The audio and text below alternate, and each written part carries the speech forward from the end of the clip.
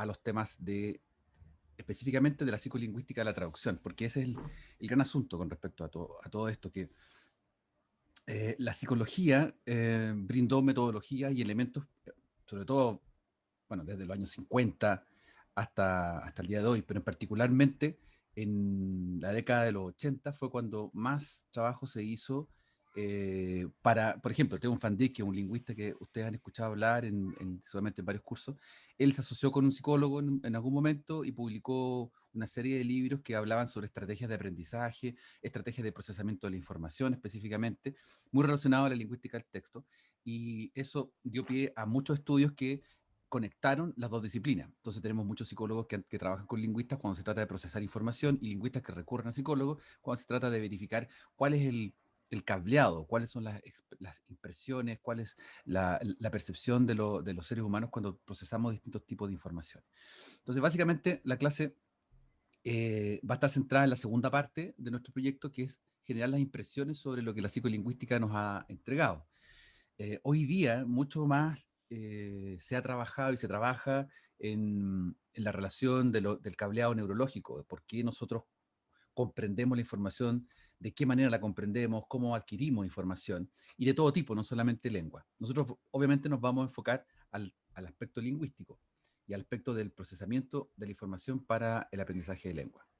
Ya, creo que tenemos un quórum, 14 personas, también pasé un día viernes. Bien, empecemos entonces.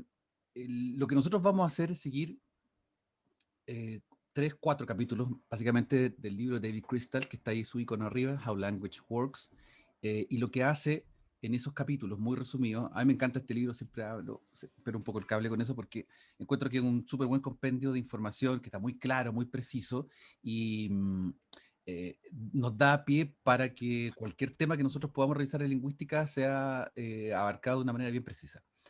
El capítulo 63 habla del tema que vamos a ver hoy día. El capítulo 66 y 67 también, son los dos capítulos que están interconectados en la clase de hoy, y el capítulo 64 el que vamos a revisar en la próxima clase del día lunes, siempre pensando en nuestro trabajo final. ¿Ya? Avancemos entonces. El capítulo 63 nos plantea básicamente esas 4 preguntas.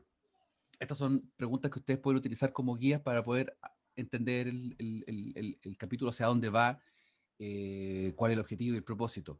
Básicamente nosotros nos tenemos que detener en la idea, la distinción del bilingüismo y multilingüismo, porque eso atañe a los procesos de traducción, al entender cómo funciona nuestra mente y cómo funciona el contexto donde está situada la traducción y los procesamientos lingüísticos en torno a eso. Acá hay un ejemplo bien interesante en ese artículo de eh, los bilingües como inactivos, o durmientes, entre comillas. ¿Ya? Obama, por ejemplo, es un gran caso súper taquillero, así como estrella ya del pop, Barack Obama. Él nació, vivió en Indonesia y tiene historia en Indonesia, y en algún momento habló indonesio, una variante. Y bueno, en este artículo se habla mucho en torno, y hay unos links donde uno lo puede ver dando un discurso en una universidad de Indonesia en algún momento, cuando hace una visita como de regresar a sus raíces. Eh, y lo que ocurre acá entonces es que hay que hacer distinciones. O sea, nosotros, por ejemplo, vivimos en un mundo monolingüe totalmente, eh, pero un monolingüe siempre con una disposición a generar distintos registros para poder entendernos con la gente. Entonces, eso es lo que vamos a revisar en estos primeros minutos. La relación entre el multilingüismo y bilingüismo. Las causas del multilingüismo. Básicamente, el multilingüismo opera a gran escala. Digamos, cuando uno habla de multilingüismo, está pensando en un terreno amplio, por ejemplo, en regiones donde alguna de estas causas está generando un escenario para que existan las condiciones de multilingüismo. Uno piensa en Asia, por ejemplo, Gran Asia, piensa en África, o la relación de Europa del Este con Europa del Oeste, como estos grandes parámetros donde se transa mucha información, hay muchos hablantes que están interrelacionándose. Por ejemplo, desastres naturales, los grandes movimientos de personas de un lado a otro.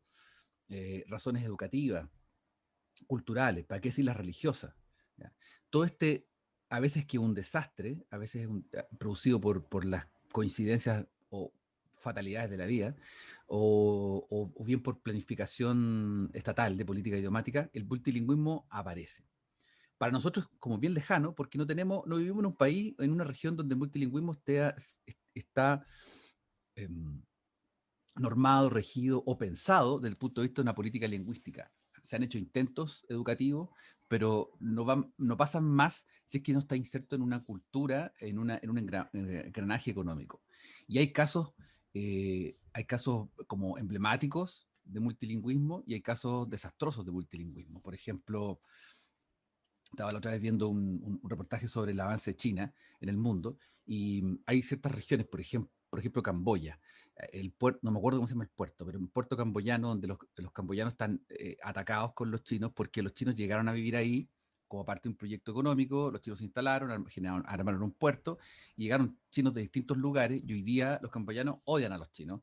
Nos enfrentamos o sea, se ve un enfrentamiento cultural, multilingüístico, porque claro, ¿no? Hay distintas lenguas que se están hablando, pero sobre todo desde el punto de vista económico. Los camboyanos necesitan a los chinos en ese momento que estén ahí, y los chinos no respetan ninguna, viven su mundo, están como liberados de la prisión, poco, entre comillas, ¿no? En China no se puede hacer nada y ahí en Camboya hacen todo lo que quieren. Entonces se producen estas distinciones. O sea, las razones son bien potentes. Ese tipo de cosas nosotros no hemos vivido aún.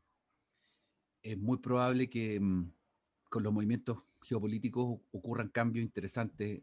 Ya tenemos, por ejemplo, la llegada de los chinos en todas partes y a nivel de grandes conglomerados empresariales están llegando a Chile. No quiero decir que se vaya a replicar lo mismo, pero la influencia china es súper potente. Hoy día ya han ganado un montón de licitaciones de administración de autopistas, por ejemplo. Entonces, va a ocurrir algún momento en que eh, el fenómeno lingüístico va a tener que ser de alguna manera enfocado. Y yo creo que estamos más que multilingüismo, estamos más cerca de un bilingüismo, de una zona en que el bilingüismo se da de una manera social, en un entramado amplio, grande, en gran escala. Por ejemplo, Canadá es un súper buen parámetro para pensar políticas idiomáticas que generan eh, dos lenguas que están súper instaladas, el francés y el inglés, coexisten, cohabitan, la gente habla inglés, habla francés, dependiendo de ciertas comunidades y ciertos elementos culturales, se enfocan más con uno que con otro. Por lo tanto, existe eso. Ahora bien, el bilingüismo funciona a nivel de las interacciones individuales de cada uno. Camilo Muñoz, por ejemplo, decide irse a vivir a Canadá y se va a Toronto. Y llega a Toronto y se encuentra con que el barrio al que llega ni siquiera hablan francés, hablan alemán, porque hay una comunidad alemana que está viviendo en 4 bloques, 4 manzanas alrededor. Y se encuentra con que su interacción con los hablantes más cercanos, con los que vive, estudia, trabaja, etcétera, el alemán es un componente muy fuerte. Por lo tanto, tiene que resolver de alguna manera que todo lo que aprendió en inglés le va a servir, pero además tiene que vincularse con una lengua que no había estudiado, que no tenía previamente en los planes y que apareció ahí y que genera mucha pertenencia a la comunidad de hablantes con la que se encuentra diariamente. ¿Ya? Es lo que pasa a la gente que se va a vivir a Berlín, por ejemplo, Berlín, Alemania. En Berlín uno dice vamos a hablar alemán. En Berlín lo que más se habla es inglés. Y tiene una cantidad de hablantes de distintas partes del mundo que al final la lengua franca para poder comunicarse mejor es el inglés. Entonces te encuentras con que el nivel de bilingüismo, tú pensabas que ibas a hablar alemán todo el tiempo e inglés a veces, es todo al revés. Por lo tanto, el bilingüismo se da de alguna manera a partir de esta interacción individual que uno genera. Y por ende, hablar dos lenguas al 100% nunca es posible, a no ser que uno haya vivido en un contexto puramente, es muy específico, muy especial. No sé, te fuiste a vivir, que yo conozco varios casos, gente que se va a vivir, se casa en otro lugar, tiene hijos, y los hijos obviamente tienen las dos lenguas y coexisten esas dos lenguas súper bien, entonces van de visita al país de uno de los dos padres y hablan súper bien con la familia, con la gente, con la comunidad. Pero esos son los casos más específicos. Esto justifica la traducción. O sea, aquí tenemos un argumento de peso re importante para entender que desde el multilingüismo y desde el bilingüismo la traducción debe existir, es una necesidad vital. Más allá de la discusión si la traducción puede ser automática o no automática, la traducción debe existir, porque nadie es 100% bilingüe en ninguna lengua. Son muy pocos los casos. Eh, y si lo son, y si hay personas que pueden hablar dos lenguas bastante bien, es porque están en un contexto que lo más probable es que haya muchas más lenguas dando vueltas. O sea, las posibilidades de que todos los hablantes puedan asir todas las lenguas que están a su alrededor son muy escasas. Por lo tanto, hoy día la traducción desde el punto de vista de la necesidad de conectar personas va mucho más allá de lo que las Naciones Unidas puede hacer a través de un par de documentos escritos de buenas intenciones sobre políticas idiomáticas, sobre, no sé, una declaración de Estado, una declaración de derechos humanos, cosas que nadie lee. Entonces, ¿dónde actúa esto realmente? La traducción tiene que actuar en el ámbito económico, el ámbito del trabajo, el ámbito laboral, el ámbito judicial, legal. Eh, de esa manera, la traducción tiene un pie muy firme en la realidad de los hablantes a nivel mundial. Y es por eso que se habla mucho del concepto de competencia lingüística como un elemento clave. Es por eso que los traductores están sometidos a y los lingüistas también, de paso, nos pegan todo un coletazo, a la misma enfoque que tienen, por ejemplo, estudiantes de lengua inglesa. Si ustedes conocen estudiantes de lengua inglesa, estudiantes de pedagogía en inglés, por ejemplo, ellos están siempre con la máquina de exámenes, test, irse a vivir afuera, sacar test de mayor nivel de calidad, y sea el test de moda o la certificación de moda, ellos están siempre preocupados de generar una competencia lingüística lo más alta posible. Bueno, eso nos pega a nosotros un coletazo, de alguna manera, porque necesitamos tener un nivel de competencia lingüística alto para poder traducir y para poder entender lenguas. Es por eso que no nos salvamos del fenómeno del bilingüismo.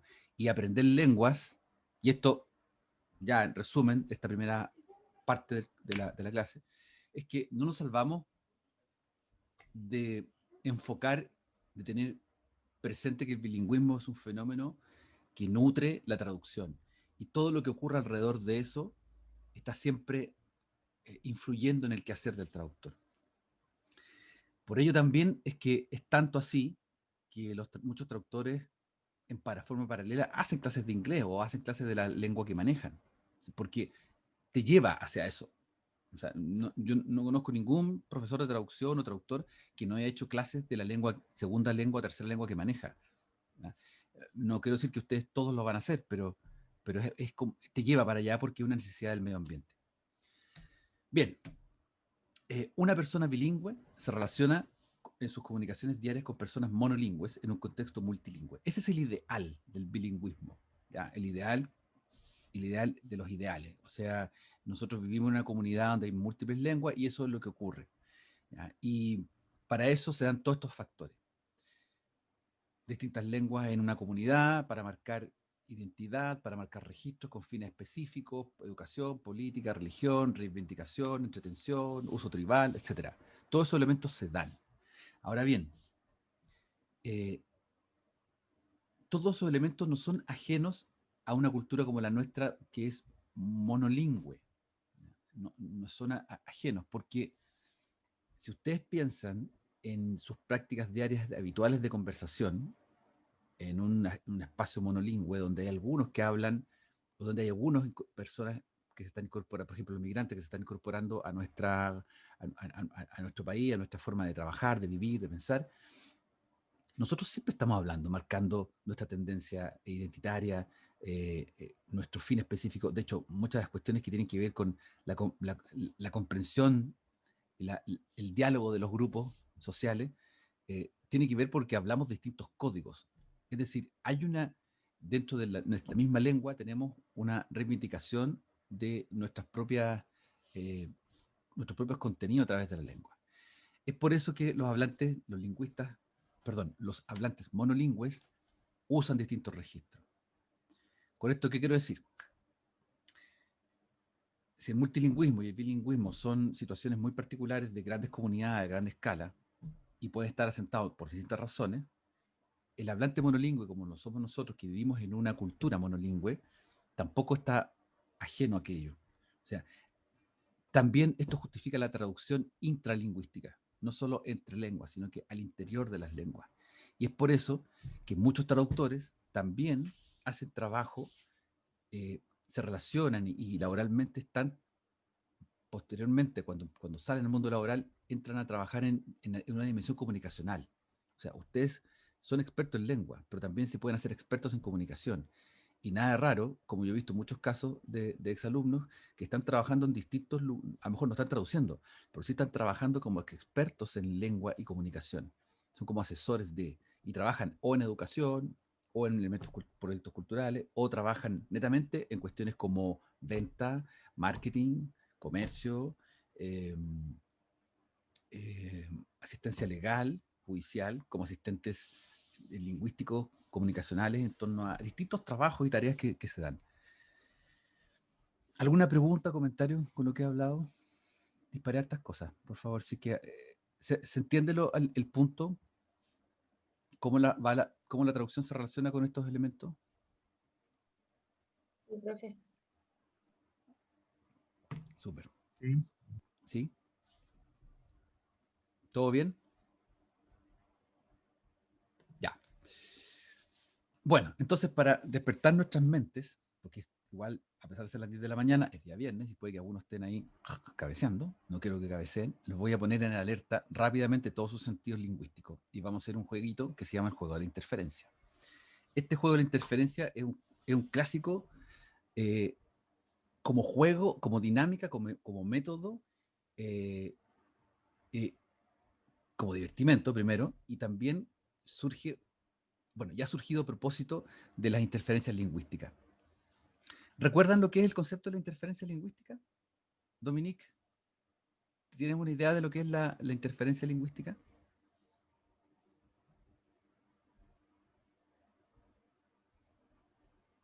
Bernarda, ¿tienes una idea de lo que es la interferencia lingüística?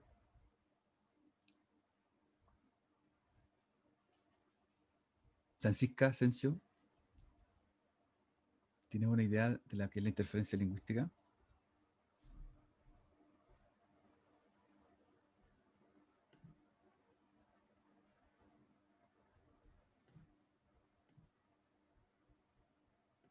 Lo que nos pasa con el portu.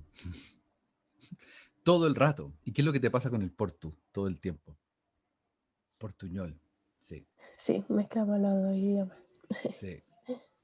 Sí, me acuerdo que hace años atrás fui a Río de Janeiro y, y uno se nos pone un poco chauvinista con su lengua española, porque dice, con español yo me manejo, estoy acá, ¿no? Perfecto, y empecé a escuchar, y dice, "Oh, qué manera de subestimar esto. Yo pensé que con portuñol me manejaba". Y mucha gente que va de viaje a una comunidad que se habla portugués, es como que no, total, en 5 días estoy listo, porque es tan fácil, es lo mismo, son la misma sintaxis. No lo dicen con esas palabras, pero como, ya, listo, no hay ningún problema. Y la verdad es que a veces nos hace un flaquísimo favor eso, porque uno lo subestima tanto la lengua, el italiano, por ejemplo. Oh, no, si el italiano es como que hablar así nomás, un poquito más, total, como lo argentino, un poco como entre argentino porteño y copiando un poco el acento. Pero ustedes van a Italia y empiezan a escuchar italiano en la calle y no entienden nada. O sea, es tanto que es mejor hablar en inglés con un italiano para poder entenderse rápido, porque tratar de capturar esta supuesta interferencia positiva es una locura. No funciona. Entonces, lo que nos salva con los brasileños es que culturalmente somos más cercanos, nos entendemos, somos sudamericanos y eso hace que uno logre entenderse. Pero con un portugués de Portugal va a ser una cosa más ajena, más distante, y además que el portugués de Portugal suena distinto, entonces como que también nos va a molestar un poco. ¿Ustedes hacen la diferencia entre los dos tipos de portugués cuando escogen? ¿Qué variante estándar están ocupando para aprender portugués?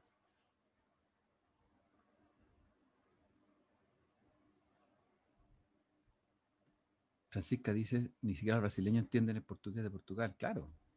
Pero siendo que nos pasa a nosotros con el español de España, pues, si pongan a un español de España, un español no sé, un español de Barcelona, que el influjo del catalán, y pongámonos a hablar y hay cosas que no vamos a entender.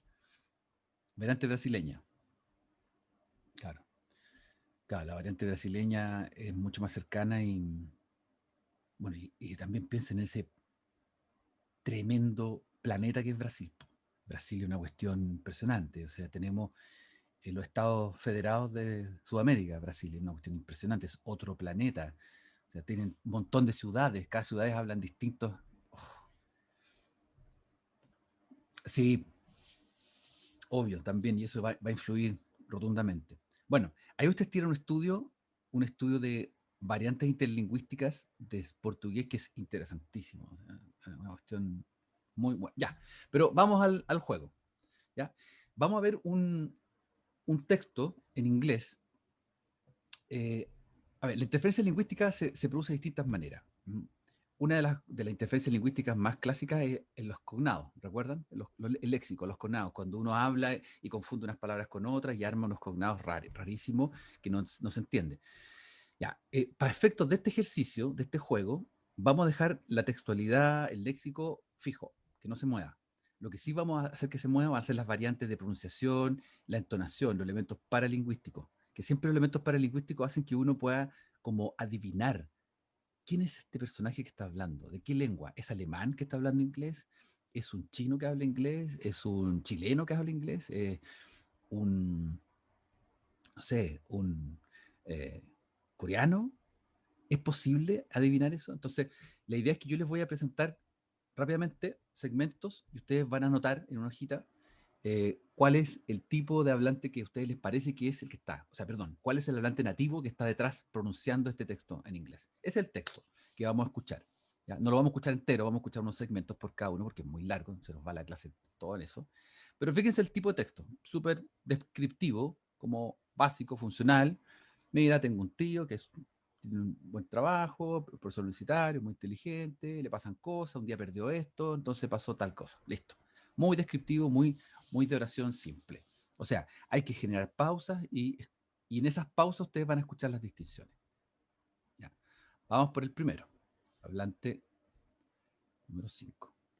Speaker number 5. My uncle John Smith has a very good job. He's a university professor, actually, and very intelligent. But the strange thing is, he's always losing things. It's quite extraordinary. Last Thursday, for example, during a trip to London on business, he accidentally left his umbrella on the train. It must be the 6th time he's lost that same umbrella. It's a rather special one with red and yellow stripes, a present from his youngest daughter for his birthday one year. Anyway, the next day, as soon as he was free, he called at the lost property office to ask about it. Fortunately, it's the next street to his house. He's no stranger to the people there. They know him quite well. So, he went... Listo, ahí tenemos el 5. Vamos al siguiente. Speaker number 7. My uncle, John Smith, has a very good job. He's a university professor, actually, and very intelligent. But the strange thing is, he's always losing things. It's quite extraordinary. Last Thursday, for example, during a trip to London on business, he accidentally left his umbrella on the train. It must be the 6th time he's lost that same umbrella. It's rather a special one, with red and yellow stripes, a present for his youngest daughter for his birthday one year. Suficiente. Vamos al siguiente. Speaker number 11. My uncle, John Smith, has a very good job. He's a university professor, actually, and very intelligent. But the strange thing is, he's always losing things. It's quite extraordinary. Last Thursday, for example, during a trip to London on business, he accidentally left his umbrella on the train. It must be the 6th time he lost that same. Bien, vamos al siguiente. Speaker number 13. My uncle John Smith has a very good job. He's a university professor, actually, and very intelligent. But the strange thing is, he's always losing things. It's quite extraordinary. Last Thursday, for example, during a trip to London on business, he accidentally left his umbrella on the train. It must be the sixth time he's lost the same umbrella. It's rather special one with red and yellow stripes, present from his youngest daughter for his birthday one year. Interesante ver a gente de distintas partes del mundo con distintas lenguas maternas, cómo genera interferencia y el texto que podría ser súper neutro se activa como muy distinto. Vamos al siguiente. Speaker number 16. My uncle John Smith has a very good job. He's a university professor, actually and very intelligent. But the strange thing is he's always losing things. It's quite extraordinary. Last Thursday, for example, during a trip to London on business, he accidentally left his umbrella on the train. Ya, vamos con el siguiente. Vamos a hacer una rápida pasada por todo. Speaker number 23. My uncle John Smith has a very good job. He's a university professor, actually, and very intelligent. But the strange thing is, he's always losing things. It's quite extraordinary. Last Tuesday, for example, during a trip to London on business, he accidentally left his umbrella on the train. It must be the sixth time he's lost that same umbrella. Bien, vamos al siguiente. ¿Han anotado sus apuestas? ¿Sí o no? ¿Han puesto sus...? Sí. Ya, Ajá. bien. Bien. Con un par de alternativas yo me la jugaría. Speaker number 25. My uncle John Smith has a very good job.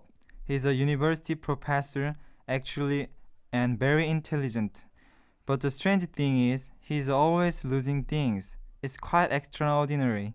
Last Thursday, for example, during a trip to London on business, he accidentally left his umbrella on the train. It must be a sixth time he lost the same umbrella.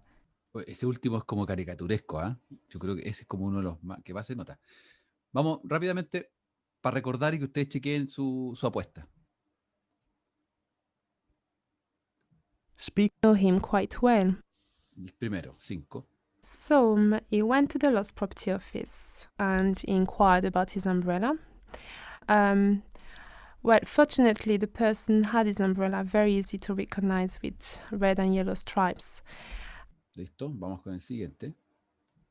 About it. Fortunately, he's in the next street to his house. He's not a stranger to the people there. They know him quite well. Ya, ese So- era el 7. El 11. Fortunately, it's the next street to his house. He's no stranger to the people there. They know him quite well. When he went to the office, he asked about his umbrella, and his umbrella was there. Ya, vamos al 13. Speaker. Choose umbrella, maybe. And professor, the same time he saw his umbrella with yellow and red strips and said, "It's mine." Le cuesta un poquito al 13. Al 16, vamos a ver qué pasa. Speaker. The man who worked in the office gave him his umbrella. And when he take down his signature, he forget his umbrella again. And he went out. 16 también está un poco Speaker number. preso. Asked 23. him to sign a note to make sure he got them. The professor left the office without bringing the umbrella, and the officer found Y el 25. Speak. Find it very easily. So my uncle got his umbrella with yellow and red stripe is very easily, but he had to sign something on the sheet. Ya, tenemos gente de distintas partes del mundo. ¿Cuáles serán las apuestas? Hablante número 5. Camilo Muñoz, cuéntanos, ¿qué escuchaste en el número 5? En primera instancia pensé que era alguien de nacionalidad francesa, pero Ya, con la tercera hablante pensé que podía ser ruso también. Estoy ahí. ya, está ahí en esa, ¿sí? ¿Quién más? Araceli, ¿qué pensaste tú? Yo también pensé que era francés. Francés, puede ser, ¿cierto? Francés, exacto. La primera hablante era francesa. Súper. Por ahí van. O sea, encontraron que había un dejo ahí de lengua europea romance. Hablante número 7. ¿Qué más? Paula, ¿British? ¿Dices tú que el hablante 7 es British? ¿No? Ah, es como chileno, el número 7. El 7 es latino, sin duda. ¿Ya? Se nota que es latino. Español de España. Ah.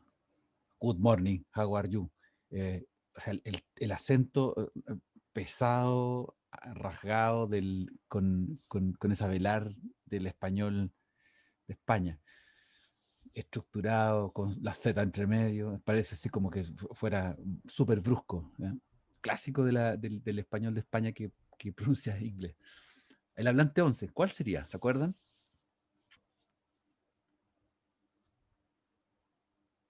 Andrés, ¿qué captaste tú?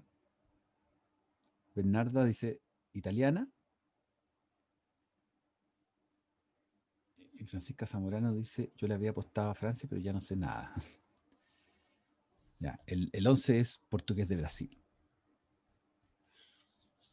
También tenía un dejo de romance, de lengua romance. ¿Ya? El 13, ¿alguien se acuerda de eso? El 13, rusa, rusa, ruso. El 13 era ruso, era una chica rusa hablando, exactamente. Se notaba ahí esas cosas rusas que a veces es difícil describir, pero están presentes. Como que, ¿ya? ¿Quién más? Daniela Godoy, ¿estás por ahí? Hablante 16.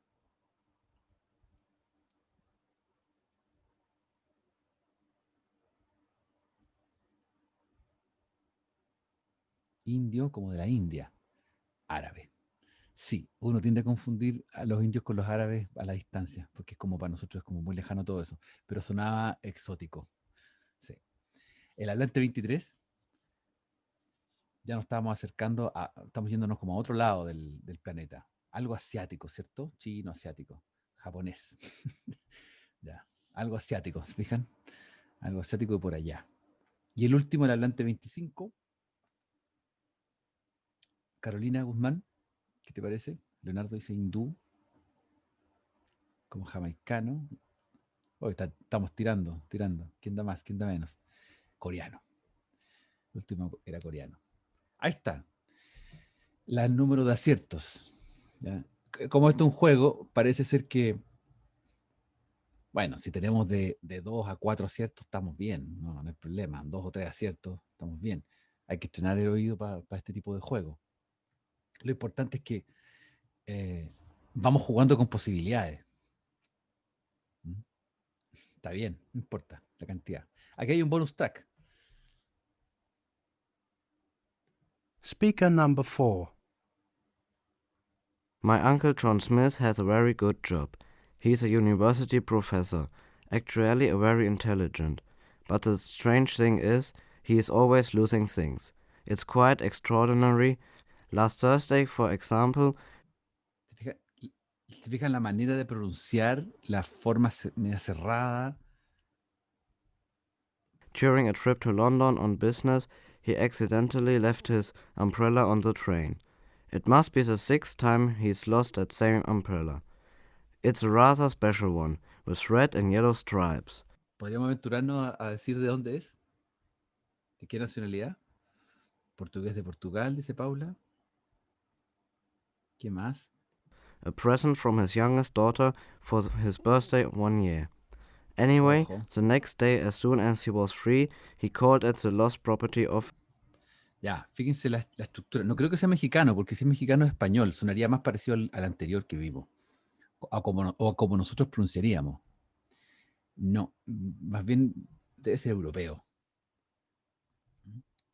Alemán, exactamente. Exactamente, Paula. Vamos al siguiente bonus. Speaker number 17. He left his umbrella on the train. It must be the sixth time he lost that same umbrella. It's a rather special one, with red and yellow strips, a present from his youngest daughter for his birthday 1 year. Anyway, the next day, as soon as... Ya, este es totalmente distinto al anterior. ¿Se fijaron? Es otra manera de pronunciar, de articular, de salir hacia adelante. Italia. A ver. He was free, he called at the lost property office to ask about it. Fortunately, it's in the next street to his house. Ya. Turco. Una de nuestras lenguas favoritas. Y vamos con el último. It's quite extraordinary. Last Thursday, for example, during a trip to London on business, he accidentally left his umbrella on the train. It must be the sixth time he's lost that same umbrella. It's a rather special one, with red and yellow strips. Ya, ¿de dónde viene este personaje que habla? Francés. Es una de las lenguas más populares del mundo, el hablante. Su lengua materna. Fíjense bien. A present from his youngest daughter for his birthday 1 year. Anyway, the next day, as soon as he was free, Muy bien, he María called Cristina. at the Chino. lost property office to ask about it. Listo. Eso es. ¿Fijan? Estos juegos son bien entretenidos porque nos agilizan y nos demuestran perfecto en nuestra clase la importancia de la interferencia lingüística, o sea, de los elementos que permiten ayudarte a entender mejor una lengua, hablarla mejor, o que te producen totalmente una interferencia negativa que no nos da para más. Bueno, el capítulo 66-67, el 66 en particular, revisa las distinciones de FLL, FLT, FLSL, o sea, Foreign Language Learning, Foreign Language Teaching, Foreign Language, Second Language, o sea, como esas distinciones que nosotros no vamos a ahondar en eso. Interesante cómo se explica las diferencias sobre eso. Pero nosotros nos vamos a centrar en la pregunta 5, del que está en el capítulo 67, que esa nos sirve. ¿Cuáles son los 5 métodos más importantes para el aprendizaje de lenguas? Eso nos va a servir para contestar la segunda pregunta del proyecto final.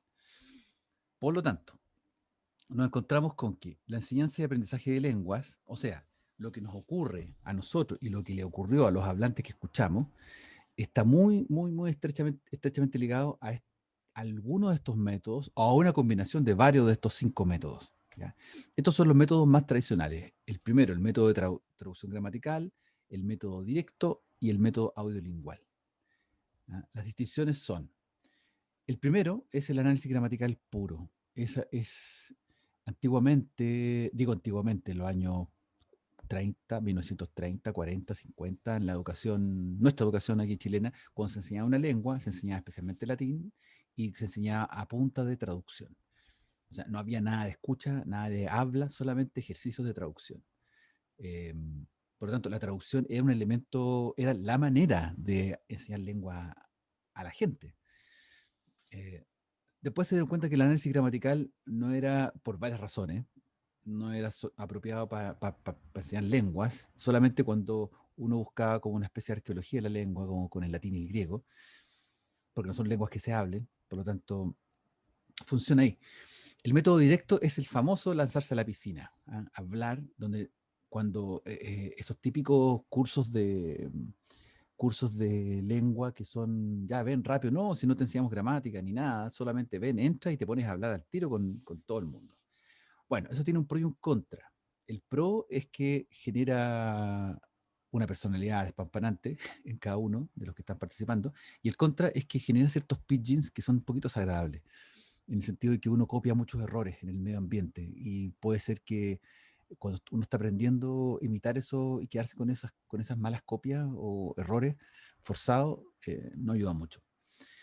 El otro es el método audiolingual, que muy popular, muy recreado, muy escolarizante, tiene sus pros y sus contras.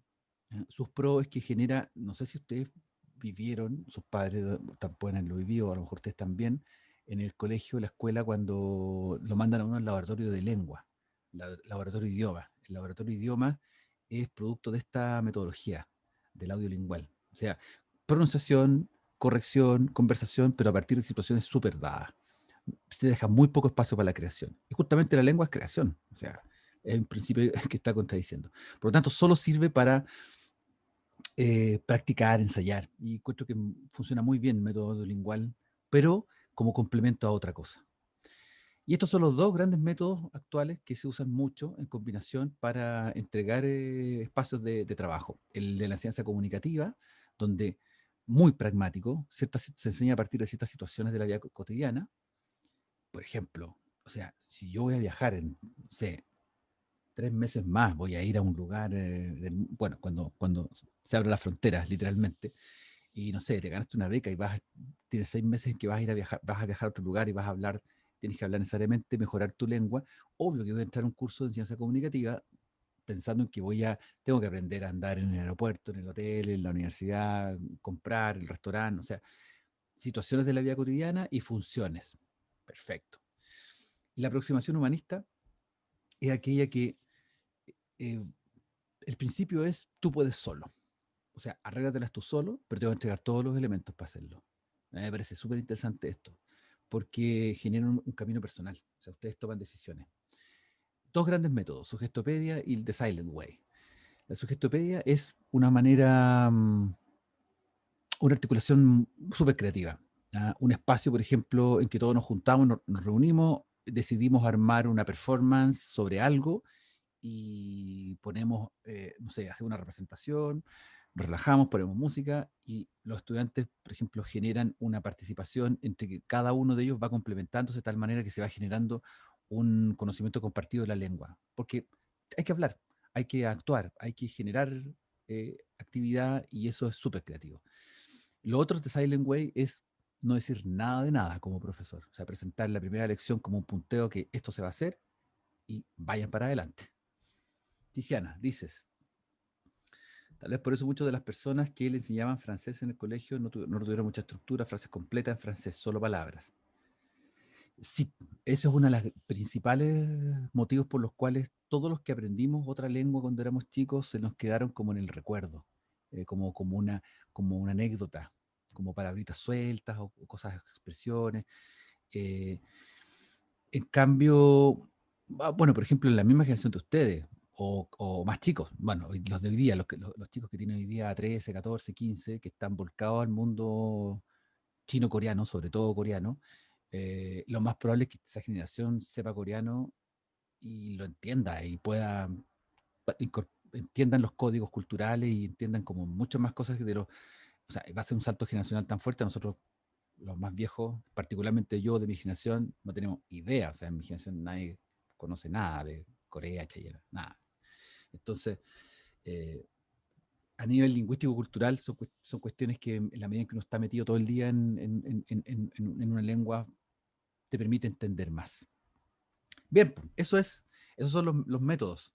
Por lo tanto, ahora, en esta última parte del curso, se nos fue un poquito el tiempo, pero nos quedan 15 minutos. Vamos a revisar estas dos cuestiones. ¿Ya? Les voy a pedir que trabajen en pareja para revisar estas dos, para contestar esas dos preguntas de la relación del aprendizaje de lengua. O sea, que lo empiecen a conversar ahora. Y esto es, ahí está. La primera pregunta, o sea, la subpregunta del aprendizaje de lengua. ¿Cuál es la estrategia de aprendizaje que usarás?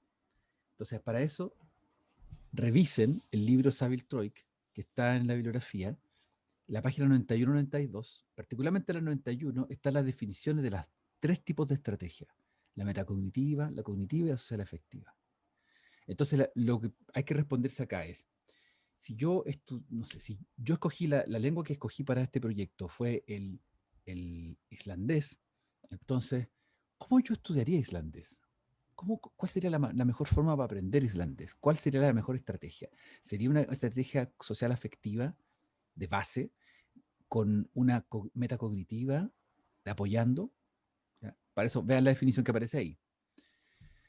Luego, ¿cómo aprenderías la lengua que has seleccionado? ¿Ya? ¿Cómo aprenderías islandés? Entonces, a ver, ¿cómo podría elaborar una lección una elección, nosotros como pareja, como trabajo, que escogimos el irlandés y hablamos de, nos gustó el irlandés y lo estudiamos tipológicamente, ¿qué elección armaríamos? Elaboraríamos. Entonces, ya, voy a buscar en los 5 métodos que acabamos de ver, según Crystal, capítulo 67, cuál sería la más apropiada. A lo mejor, para empezar, voy a ocupar el método audiolingual y después voy a ocupar el método de la enseñanza comunicativa. No sé, me tinca.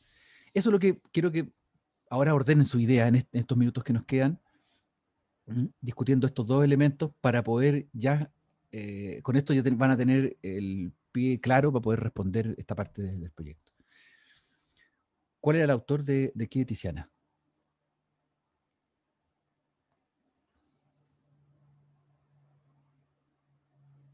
Bien, mientras Tiziana me responde, conversen, revísenlo al tiro. Yo estoy acá. Tenemos 10 minutos. Cualquier cosa, pregunta, duda, estoy aquí.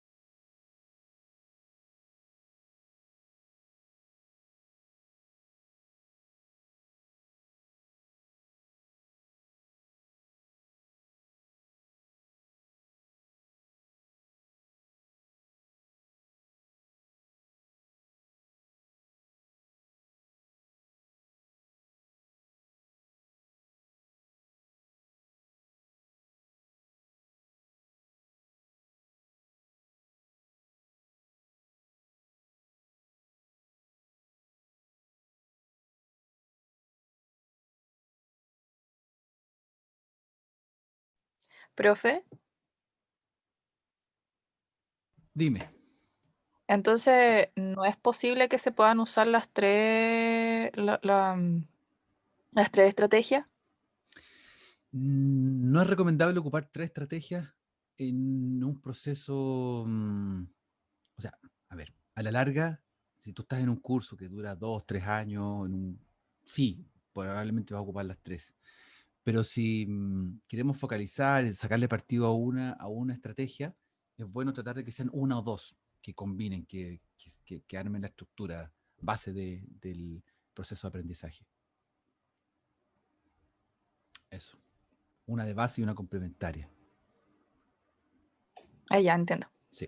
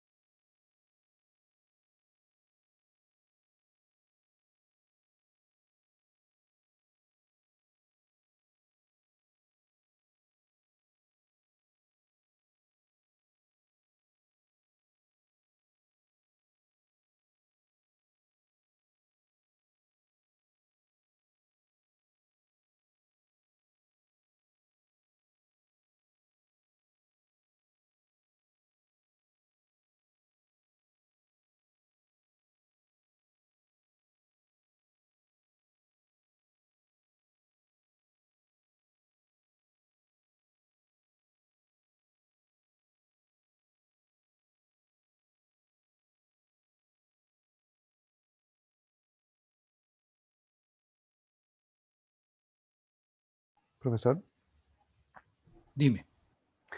por ejemplo, podría elegir un tipo de aprendizaje, no sé, social afectivo con el cognitivo, mezclado con el cognitivo como para darle una base como más teórica. Y podría además también agregar, no sé, el tema del lenguaje laboratorio, como el idioma en laboratorio. Claro, el Para, estudio del polaco. claro, Sí, podría ser claro. eso. Es como- Sí, o sea, básicamente en ese tipo, con ese tipo de dificultades lingüísticas, como el polaco, yo requiero un entrenamiento guiado, súper guiado al principio. Claro, o sea, el metacognitivo, o sea, sí también, pero no sería como lo principal. Yo creo que No, como un cognitivo y un social afectivo como para poder... exacto, Ya, exactamente, como estrategia, una estrategia paraguas de todas las actividades, paraguas entre comillas, una estrategia paraguas macro que permita que claro. todo lo que tú hagas, las acciones, logres aprendizaje. Y en este caso el audiolingual, por ejemplo, puede ser uno de los métodos concretos de trabajo para entrenar el oído, entrenar la pronunciación, porque necesito entrenar pronunciación que yo nunca he hecho antes en mi vida, Ya, pensando en entonces nosotros. enfocarse también en eso, de Claro, acuerdo. audiolingual. Y tal vez ese audiolingual esté complementado con con una enseñanza comunicativa, por ejemplo. La communicative teaching. Claro. Y lo otro que tenía, disculpe que era Sí, aprovechando, dime. en la pregunta, ¿dónde está acá? En la de la fecha técnica, la primera, Sí, cuando dice que hay las coordenadas de la lengua genética y tipológica, claro, eso es como lo del mismo del informe exacto. pasado, Sí, es pero tomar esa después, información, resumir. claro, después dice lo de la muestra hablada de 1 minuto, y luego de eso 10 características identificadoras, o sea, identificatorias que fueran descripción y ejemplos de ese audio o de la lengua en No, no, general, esas sí, características. lo reordené, pero lo reordené para no confundirlo en el documento. O sea, eso es parte de la ficha genético-tipológica. Ah, ya, sí, ¿Ya? porque yo empecé a hacer las 10 características como general de la lengua, después vi lo del audio y dije, no, son del audio, y pensé que No, me no, había no, no, no, equivocado. no, no son de lado. Sí, ahí yo hay que cambiarlo para no confundir. El Ah, audio ya, nomás es un audio que tú puedas encontrar. sí. Hoy, ojo, qué bueno que preguntaste eso, porque les recomiendo a todos lo siguiente. Es, muchos, muchas políticas idiomáticas de dar a conocer una lengua existen en el mundo, y una de esas es que hay ciertos institutos, instituciones, organismos que entregan audios, o sea, entregan muestras, y hoy día en YouTube hay harto de eso, con transcripciones. Cuando uno ve una lengua que, no sé si en el polaco en particular habrá, no lo he visto, no lo he buscado, pero posiblemente, por ejemplo, si va a la televisión educativa polaca y hay un programa en que a lo mejor aparece con subtítulos polacos o con una transcripción, o que esté pensado para que mostrar cómo funciona esa lengua al mundo. ¿Ya? Ojo con eso, que existen ese tipo de aplicaciones y puede ser interesante para efectos de la muestra del audio. Y para ustedes, pues, obvio, más entretenido ver una cosa así. ¿Mm? No me acuerdo el total el particular de todas las lenguas que ustedes están viendo. Si alguien está viendo alguien está viendo alguna lengua muerta, entre comillas. No me acuerdo. Griego. ¿Alguien está viendo griego? No, griego no está muerto, está súper vivo. El griego clásico sí. Pero hay lenguas también que pueden verse de una aproximación. mm, bueno, lo que pasa con el Mapudungún es un tema también, porque aquí está Camila con su compañero Sebastián, que van a revisar Mapudungún, y Mapudungún es un caso bien especial porque es una lengua súper viva, hay información, pero no hay mucha difusión o trabajo de mostrar la lengua Mapudungún. Tal vez lo que habría que buscar por ahí es qué es lo que está haciendo, qué es lo que hacen en Argentina con respecto al Mapudungún. Y ahí a lo mejor podríamos encontrar algunos elementos de apoyo. Me tinca harto que no lo he revisado. Solo una intuición lingüística. Me tinca que los argentinos han trabajado mucho más eso. Profe, entonces en la primera parte, donde la ficha técnica es como resumir lo que ya hicimos anteriormente con el mini Exactamente. proyecto, Exacto. ya, ok. Exacto. No es volver a trabajar sobre eso, sino que es unir coherentemente lo que ustedes hicieron antes a esta parte del trabajo. De tal manera que nos queda el estudio de la lengua desde el punto de vista tipológico, la caracterización resumida ahora, y eso da pie para que nosotros hagamos la reflexión sobre cómo nosotros aprenderíamos esta lengua, qué estrategia usaríamos, qué método usaríamos. Eso es. Y la Profe, parte del audio, Sí. La parte del audio de las 10 características, entonces, no es exactamente del audio en específico donde nosotros vemos las características. No, es de lo que ustedes tienen ya hecho. El audio es una muestra de cómo funciona la lengua de verdad. Que eso nos faltó incluir en el trabajo, que es como un complemento de lo que nos faltó en el mini proyecto. ¿Se acuerdan que les comenté eso? Como que yo les dije, oye, echo de menos que nadie presentó una muestra de cómo funciona esa lengua, cómo es esa lengua en particular. ¿Ya? ¿Cómo suena el irlandés? ¿Cómo suena el griego? ¿Cómo suena el sueco? El danés, no sé.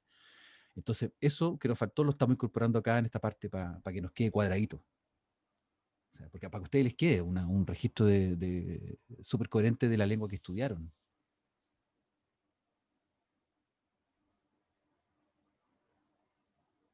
Lo otro, profesor, que me iba a adelantar también, en la parte 3, cuando hay que buscar este documento dentro de un periódico, por ejemplo, encontramos con Dante del polaco y la página también tenía como la traducción oficial al inglés, pero el artículo este es muy extenso, como de una plana y media, entonces creo que a lo mejor acortarlo no habría inconveniente, ¿cierto? Como de media plana, o Claro, tiene que ser todo el sí. artículo. No hay problema. No hay problema en eso. ¿Profe? Sí. Quedé con una duda de si las estrategias se pueden mezclar entre sí o hay que elegir una. La estrategia tiene que haber una de base y puedes mezclar con otra, que sea complementaria. Ah, ok. Son las Ya. estrategias paraguas. Ujú. Paraguas, Ok, yo digo gracias. paraguas entre comillas a lo que es macro, como esa figura. Ya, ¿les ha servido esta clase? ¿Han podido reflexionar, hacer las conexiones? Yo sé que post clase obviamente van a seguir conversando y revisando, pero ya les queda una idea clara de esta parte, de lo que yo les estoy pidiendo como reflexión de aprendizaje. ¿Sí? María Sí, Cristina profe. dice que sí. Bernardo también. Sí, profe. Bacán. Excelente. Ya, entonces vamos avanzando bien. Bueno, la próxima clase vamos a retomar esto, obviamente. Ustedes me contarán si hay alguna impresión, alguna reflexión sobre la lengua en particular, sobre esto. Y vamos a revisar la relación entre lengua y traducción. Y ahí nos metemos en la última parte, la última reflexión que tenemos que hacer al respecto. ¿Ya? Después, Camila, no hemos tenido tiempo de hablar. Camila, a propósito de Mapudungun, ¿cómo lo vas a hacer? De repente podríamos hablar por mail. Yo ahora tengo no me puedo quedar, tengo una reunión ahora y estoy como el día medio... Pero si me mandas un correo, podemos hacerlo, podemos conversar Sí, profe, sobre eso. de hecho, sí tenía pensado hacerlo, porque todavía no tengo muy claro cómo vamos a avanzar, pero lo estamos revisando. Ya, estupendo. Bueno, que les vaya muy bien, que tengan un buen viernes, ojalá un mejor fin de semana, descansen, relájense, ojalá tengan por ahí un espacio para irse a la piscina o algo por el estilo, ¿ya? Que estén muy Gracias, bien. profe, que esté bien, Chao, cuídense. Gracias, profe, que esté bien. Profe, chao.